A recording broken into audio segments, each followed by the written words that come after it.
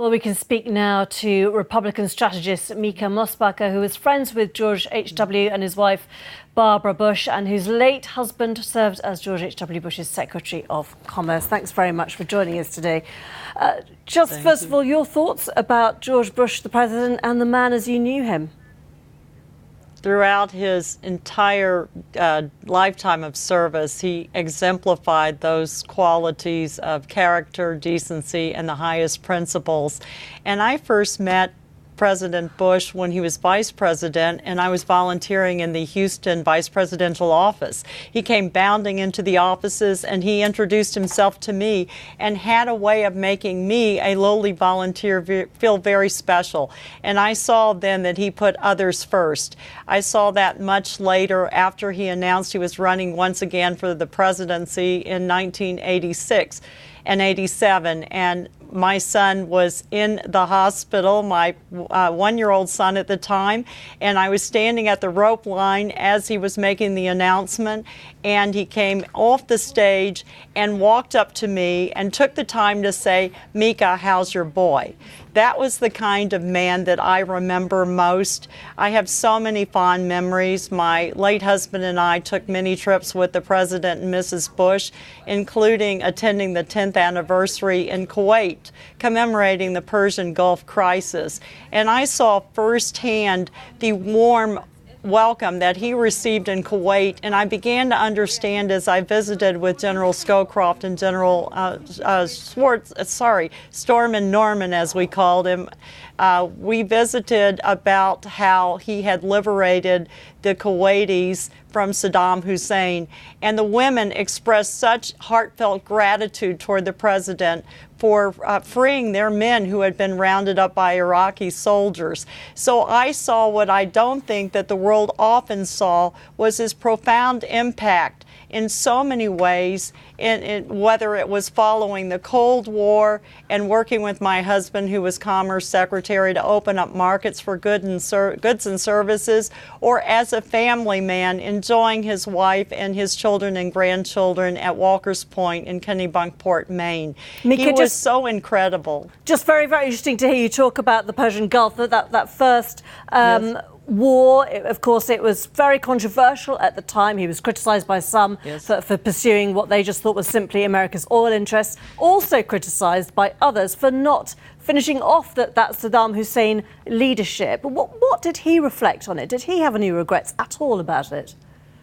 Absolutely not. I think that the president felt he did the right thing. At the time, he did not think it was in America's best interest to have a protracted war in the Persian Gulf. And he also told me firsthand that he felt that Saddam Hussein was a known devil. And at that point, he didn't want to destabilize the area. Obviously, things changed dramatically after 9/11 in the United States. And I think that at that point, it was ascertained by then W. Bush that the best course of action for America was to re-engage in that Gulf region. But President Bush was very pragmatic, and he also took the advice of his generals and really the wise counsel behind him. And he also, I think, embodied the spirit of bipartisanship in this country, the fact that he was able to reach out to President Clinton and work with him after the earthquake in Haiti.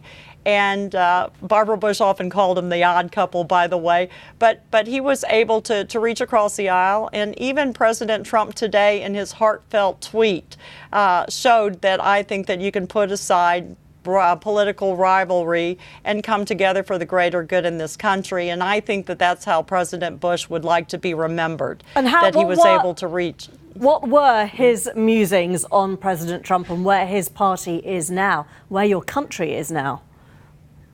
I think that like with many presidents, they disagreed in certain areas of policy, but President Bush certainly had extreme respect for President Trump, and I felt that firsthand.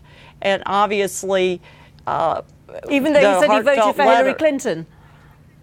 Yes, well, actually, Barbara Bush supported Hillary Clinton. So just like in so many families in the United States, I think that there was disagreements, in terms of policies and individuals. But President Trump called Jeb Bush today to congratulate him, to express his